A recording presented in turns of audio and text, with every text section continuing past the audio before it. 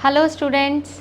So students, today we are going to understand parts of speech in today's video. आज हम parts of speech समझेंगे.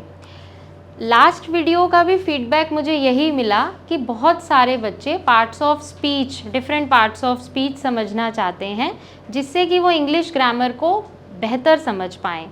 Plus एक और चीज़, आज के वीडियो में मैं कोशिश करूँगी कि एक्सप्लेनेशन कम्प्लीटली हिंदी में हो ताकि सभी बच्चे उसको समझ पाएँ. तो स्टार्ट करते हैं पार्ट्स ऑफ स्पीच से. As you can see on board, आप देख सकते हैं पार्ट्स ऑफ स्पीच. अब पहले तो ये समझते हैं स्पीच किसे कहते हैं.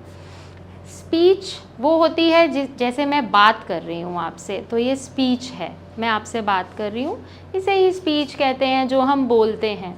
अब पार्ट्स ऑफ स्पीच का मतलब है जैसे मैं एक सेंटेंस कह रही हूँ, birds are flying in the sky. तो इस सेंटेंस में birds are flying in the sky हम डिफरेंट वर्ड्स को समझेंगे कि ये वर्ड इंग्लिश ग्रामर में क्या कहा जाता है. फॉर एग्जाम्पल बर्ड्स नाउन है, आर एक हेल्पिंग वर्ब है, फ्लाइंग मेन वर्ब है, इन प्रेपोजिशन है, द एक आर्टिकल है, स्काई अगेन नाउन है. तो जब हम स्प्लिट कर देते हैं सेंटेंस के वर्ड्स को तो हम समझ पाते हैं कि इस शब्द को हम किस नाम से जानते हैं. वही इंग्लिश ग्रामर में पार्ट्स ऑफ स्पीच कहलाता है. आप बोर्ड पर देख सकते हैं there are 9 parts of speech I have written here. Noun, pronoun, adjective, adverb, verb, preposition, conjunction, interjection and determiners. Determiners में आर्टिकल्स इंक्लूडेड रहते हैं. तो कुछ जगह पर आपको 8 पार्ट्स ऑफ स्पीच मिलेंगे, कुछ जगह 9, बट मैंने 9 ही इंक्लूड किए हैं. One by one we will understand all the topics in different videos. हम अलग अलग वीडियोज़ में समझेंगे. आज हम नाउन को समझने की कोशिश करेंगे कि नाउन क्या है. नाउ आप देख सकते हैं इस बोर्ड पर I have written here noun. तो सबसे पहले ये समझते हैं कि नाउन का मतलब क्या होता है. नाउन होता क्या है. नाउन नाम को कहते हैं. जैसे किसी भी चीज़ का नाम, किसी ह्यूमन बीइंग का नाम, किसी थिंग का नाम, किसी एनिमल का नाम, फीलिंग का नाम, प्लेस का नाम. तो उसी कैटेगरीज में मैंने ये डिवाइड किया है. अब फॉर एग्ज़ाम्पल अगर मैं किसी बच्चे से, एक क्लासरूम में मैं हूँ और मैं एक बच्चे से कहती हूँ कि टेबल पे रखी वो चीज़ ला कर दो, तो वो बच्चा मुझसे रिप्लाई में पूछेगा कि मैम आप क्या मांग रही हैं, टेबल पर तो बहुत सी चीज़ें रखी हैं. तो मैं उस बच्चे से कहूँगी कि पेन जो टेबल पर रखा है आप वो मुझे ला कर दो. अब मैंने उस थिंग का एक नाम रखा, पेन नाम से बुलाया मैंने, और जैसे ही मैंने कहा पेन, झट से उस बच्चे ने ला के मुझे पेन दे दिया. तो जब हम किसी चीज़ को नाम से बुलाते हैं हम उसको कहते हैं पेन, चेयर, या किसी इंसान की बात हो रही है तो हम राम, मोहन, बॉय, गर्ल कुछ भी कहते हैं, उन्हें नाउन कहा जाता है. नाम किन कैटेगरीज में डिवाइडेड है नाउन? पर्सन की कैटेगरीज में. For example I have written here boy, girl, doctor, engineer, ये सभी ह्यूमन बींग्स हैं. अब इसमें 2 चीज़ें समझने वाली हैं. नेमिंग वर्ड्स क्या होते हैं और स्पेशल नेमिंग वर्ड्स क्या होते हैं. नेमिंग वर्ड्स जैसे कि बॉय, गर्ल, अब बॉयज़ कितने भी हो सकते हैं, गर्ल्स कितनी भी हो सकती हैं, मदर, फादर, ब्रदर, सिस्टर, कितने भी, हमें नहीं स्पेसिफिकली हमें नहीं पता कि हम किसकी बात कर रहे हैं. ये तो है नेमिंग वर्ड्स. लेकिन जब मैं इनका एक स्पेसिफिक इनको नाम दे देती हूँ, जैसे कि राम, मोहन, राहुल, या गर्ल्स को रिया, सिया, नेहा, कोई भी नाम दे देती हूँ, तो वो स्पेशल नेमिंग वर्ड्स कहलाते हैं. आगे हम काइंड्स ऑफ नाउन्स में और बेटर तरीके से समझेंगे कि कैसे. तो ये एग्जाम्पल्स हैं पर्सन की कैटेगरी में जब हम नाउन को लेते हैं. सेकेंड कैटेगरी इज़ प्लेस, जगह का नाम. अब जगह का नाम जैसे सिटी, शहर, कंट्री, देश, विलेज, गांव, स्कूल, पता ही है हमें स्कूल जहां हम पढ़ने जाते हैं, park etcetera.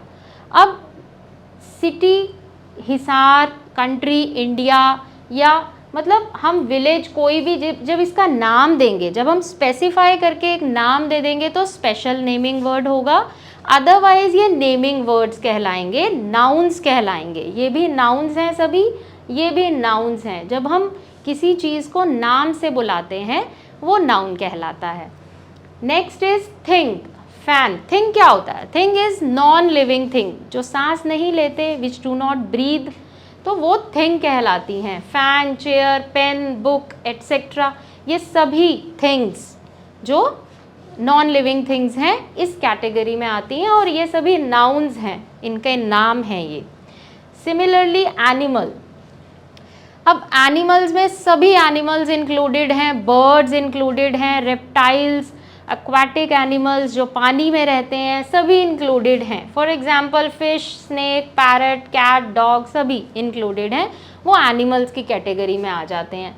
Then last but not the least comes feelings.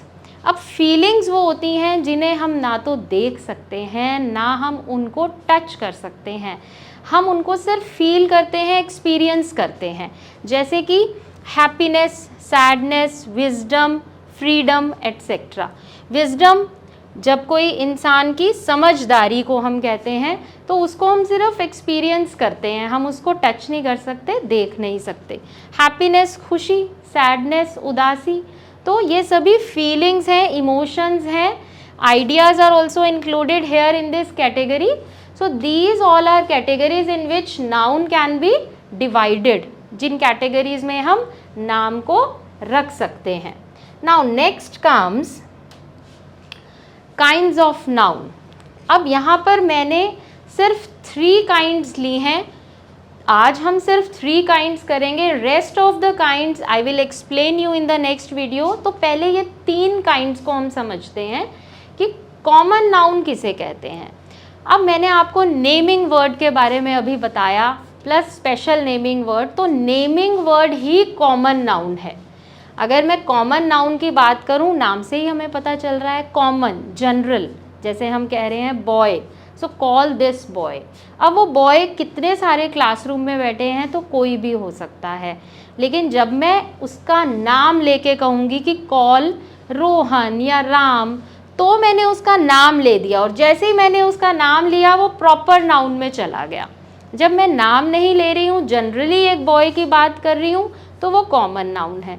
जैसे ही मैं उसका एक स्पेसिफिक नाम ले रही हूँ तो वो proper noun. Similarly is with places या कोई हिस्टोरिकल मॉन्यूमेंट। अब हिस्टोरिकल मॉन्यूमेंट तो बहुत सारे हो सकते हैं, लेकिन अगर मैंने कहा the gateway of India, the India gate, तो मैंने उसका नाम लिया। तो जैसे ही मैं एक स्पेसिफिक नाम देती हूँ उसको, वो प्रॉपर नाउन में चला जाता है।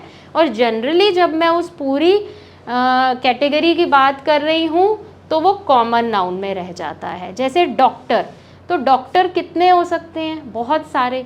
लेकिन अगर मैं कहूँ मिस्टर वर्मा, तो मिस्टर वर्मा नाम के स्पेसिफिक डॉक्टर की मैं बात कर रही हूँ, वो प्रॉपर नाउन में चला जाएगा। So I hope common noun and proper noun are clear to you. Then third comes collective noun. अब कलेक्टिव नाउन जैसे नाम से ही पता चल रहा है, कलेक्शन ऑफ नाउन्स। जब हम बहुत सारे नाउन्स को एक वर्ड से डिनोट करते हैं, जैसे team of players. For example I am writing here team, team of players. तो टीम सिंगुलर वर्ब लेती है, सिंगुलर नाउन की तरह स्टैंड करती है। अब इसमें प्लेयर्स तो बहुत सारे हैं, बहुत सारे प्लेयर्स, प्लूरल हो सकते हैं 10, 12, 15, लेकिन टीम एक कहलाएगी। इसी तरह बुके ऑफ फ्लावर्स, फ्लावर्स बहुत सारे हो सकते हैं लेकिन बुके एक ही कहलाएगा। ओके, सो कलेक्टिव नाउन के एग्जाम्पल्स है herd of cows, okay, school of fish या team of players, fleet of ships, different. जब हम बहुत सारे नाउन्स को एक ही कलेक्टिव नाउन में कंपाइल कर देते हैं, ग्रुप कर देते हैं, उसे कलेक्टिव नाउन कहा जाता है। जैसे यहाँ लिखूँ मैं team of players, bouquet of flowers, heard of cause, crowd of people, like this. अब पीपल प्लूरल हैं, बहुत सारे होंगे, लेकिन क्राउड को हम सिंगुलर एक मानेंगे। तो I hope these 3 kinds of nouns are clear to you. Video बहुत ज़्यादा लंबी नहीं करते हैं. Rest of the nouns I will explain you in the next video. So till then, have a nice day.